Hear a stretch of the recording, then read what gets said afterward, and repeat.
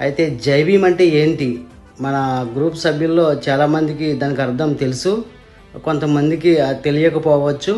ఎవరికైతే తెలియదో వారికి నాకు తెలిసినంత వరకు చెప్పాలనుకుంటున్నాను.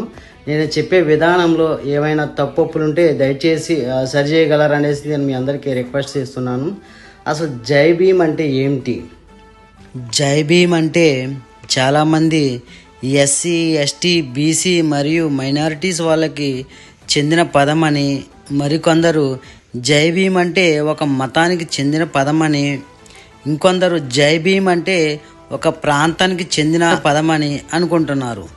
అలా అనుకుంటే పొరపాటు పడినట్టే.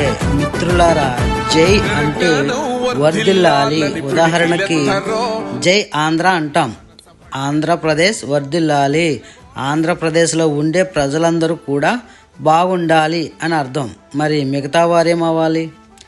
అలాగే జై తెలంగాణ అంటాం. తెలంగాణ వర్ధిల్లాలి.